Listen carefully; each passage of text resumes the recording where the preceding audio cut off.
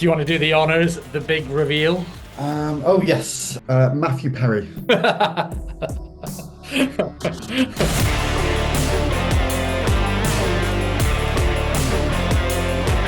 So, Jack, our next position group is scrum half. I think there's probably no prizes for guessing who will have at number one. But I will obviously you turn this over to you and you let us know who you have as your first choice at the scrum half position. Um, well, I don't want to steal it from you, so I'm going to go Jameson Gibson-Park. Um, Although it wasn't perhaps his most enjoyable season, um, not achieving quite the success with Leinster and Ireland that he'd want, he was still pretty ruthless.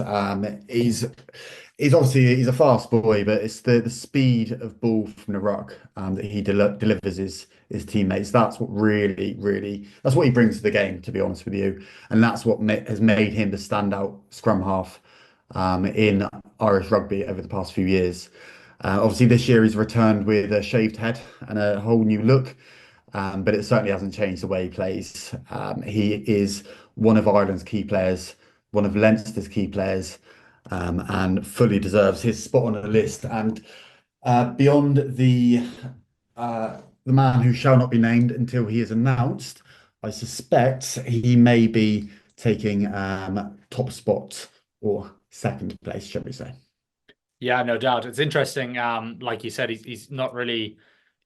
Gibson-Park's been incredible, and I kind of made the point before where I kind of felt at one point he was probably the best scrum half in the world, with the man who shall not be named as the best player in the world, just as an overall player, which was an interesting dynamic. Obviously, he obviously destroyed his hamstring against the Bulls, missed the tour to South Africa.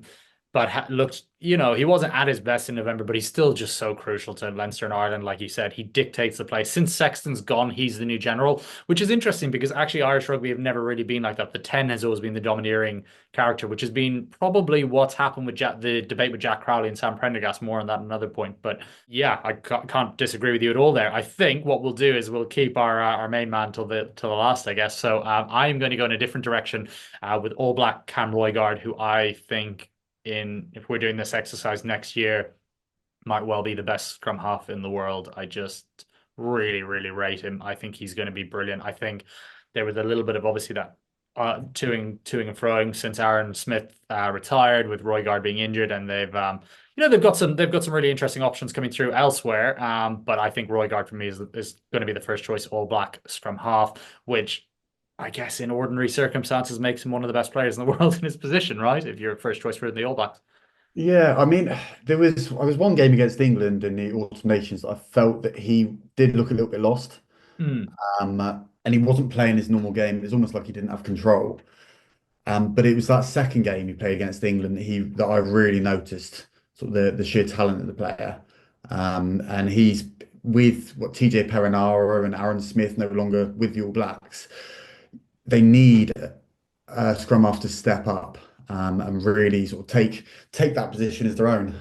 Because the scrum half position for the All Blacks is a vital cog in the machine, with the way that the All Blacks like to play fast off the base of the ruck, and you need a scrum half that can facilitate that. So I think Roigard, like you say, over the next year or so, he could well become one of the very best scrum halves in the world, if not the best scrum half in the world. Yeah, no, I agree, man. I like their change of pace too, where they have Cortez Ratama as a kind of like up tempo guy, if they depending on how they want to play, who also looks like a really good player. But I just think Roigard for me, yeah, I think he's phenomenal. I think he's only going to get better, like you said, with the supporting cast around him. So over to you again, my friend. Who have you got next Oh, well, I'm going for a Springbok, Grant Williams. on my list? Um, I mean, South Africa have been chopping and changing their nines like no one's business He recently. takes 4 nines to a World Cup. Sorry.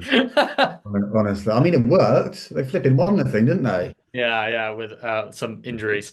Yeah, Yeah, so yeah, yeah. Yeah, those injuries. Yeah, we know. So with listen, they've got some incredible talent. Number nine seems to be the only position that South Africa haven't really nailed down. But Grant Williams' performances this autumn internationals have been nothing short of spectacular. He's one of the fastest nines in the world. He plays what's in front of him. I mean, all you could do is look at that individual try he scored, taking the ball from the base of the ruck, stepping about three players and scoring under the posts. I mean, he's got to go in there. And if he can be given extended amounts of game time for South Africa, he could become one of the very best nines in the world. Yeah, I agree. It's funny. I reckon over 40 meters, he's probably the fastest player in the world at the moment. He's right up there anyway. Mm. Yeah, that threat around the breakdown, I mean, it's phenomenal. I remember with the Sharks' first Munster match, and the last round of the URC before November. I think in the set inside the mid 90 seconds, first 90 seconds of the match, he took a little half step off a breakdown and was gone, just gone. Set up Fassi for a try, and he's done that on numerous occasions for the Bucks. I think actually because he's so quick, people actually don't realize how good he is at actual scrum half play. I mean, his passing's phenomenal. His box kicking is very good. Like you said, you've got, Faf de Klerk's got to be coming closer to the end than the start. I agree with you. I think Williams, for me, is the best Bok 9 by actually quite some distance at the moment. Kubus Reinach, another guy who's still playing well, but I think he's 34 now. So yeah, there's a few guys knocking around. It's an interesting position group. The Bucks do have some interesting guys coming through in the younger age groups, but I think Grant Williams has a real potential to be one of the very best nines in the world. He is one of the very best nines in the world, but I agree with you, to be the Buck number one in that position. So yeah, no arguments here on that one from me. So I guess we are going to move on to our fourth choice one. Not necessarily fourth ranked, but our fourth scrum half in this group. And actually, I had a last minute change on this one. I kind of went with Alex Mitchell, the English scrum half, based on a number of factors. One, I think he's phenomenal, but two, you saw how much England struggled without him. Ben Spencer's a great player. Jack Van Poortvliet, despite what his naysayers might say, is still a really talented youngster. But I think Alex Mitchell has the potential to be, again, one of the best nines in the world. You saw what he did for Northampton this weekend against the Bulls. He had a hand in everything. I mean, he completely created the try at the end of the first half that put the Saints in front of the Bulls in Pretoria at half time. He had a hand in everything that they did good, and I think he is crucial to England, whether it's going to be Marcus Smith or Finn Smith at 10.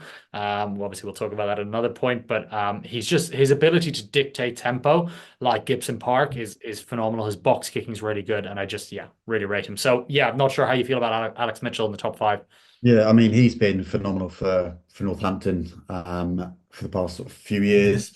And he was obviously a huge part of that Gallagher Premiership win last year. So I think he definitely deserves it. In terms of the England spot, he started nearly all of England's games in the World Cup. He was terrific during what is the pinnacle of a rugby player's career, and he did it at such a young age with so little preparation. And he didn't look out of his depth whatsoever. And this year, he's just gone from strength to strength, proving himself to be England's number one scrum half. And you're completely right. He is Northampton's leading man, obviously alongside Finn Smith, dictating that play. I mean, what a half-back combination that is, eh? Yeah, no doubt. Right, Jack, do you want to do the honors, the big reveal? Oh yes, Andy, no, sorry, not. Matthew Perry. Thanks for that. It's all Yeah. right, mate. I'll chuck Peter Stringer in there as well, and any Yeah, other. yeah. Get strings in there. Yeah, good call. Yeah, yeah. Yeah, go on. Now, obviously, it's going to be Antoine Dupont. I mean, the man won seventh player of the year this year, rightly or wrongly. But the very fact is, he is one of, if not the best player in the world.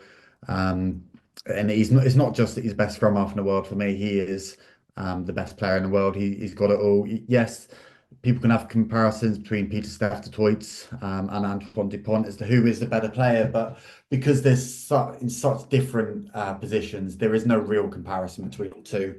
So once again, I bring it back to the sort of Lionel Messi, Ronaldo debate.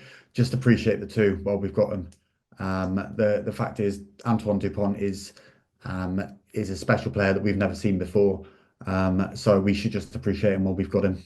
Yeah. And I look, it's going to be a pretty obvious choice as who's going to go number one here. But I mean, the bloke deserves it, doesn't he? Yeah, no doubt. Speaking of that, I'm going to put you on the spot as you did with me with the back row. You are picking the top five, and let's have a see where you have them ranked. So I can see you. It's like the beautiful mind. I can see the numbers flying around the screen as you're writing down your list. So let's go 5-1. How do you rank these scrum halves? All right, Alex Mitchell, number five. Hmm. He in a couple of years' time, it could be higher. But obviously, where he's still quite youthful, and he's building up his game, he's going to go at number five. I'll have Roy Gard for the same reason at number four. Mhm. Grant Williams, number three. He pips the other two on the simple fact that he is just absolute utter gas. And he seems to have something that very few others do. That true ability to play what's in front of him and make that little bit moment of magic. Jameson Gibson-Park, obviously Kiwi-born player. He can go in at number two. So at number one, Antoine Dupont. Yeah, can't argue. I think that list is bang on, mate. You could go, do you put Mitchell ahead of Roy Gard? I don't think it matters. I agree with you. I think your logic is sound on all of that. I think for me, Mitchell and Roy Gard have the most scope to get better. I think Gibson-Park's closer to the end than the start. So I think Ireland need to possibly start figuring out. There's about five or six good young nines coming through with Casey at the front of them. So I think Gibson-Park's got another two good seasons, probably. DuPont just like consistently world class. And Williams, I think, is pretty close to his peak, but he's phenomenal too. So yeah, I can't argue with that list at all. So that is our scrum half recap, and what a group it is. And like we said, there's players who don't make the list, but for me, that's quite clear cut the top five in the world at the moment. So yeah, well done, mate. And thank you for watching this video. Don't forget to like, comment, and subscribe.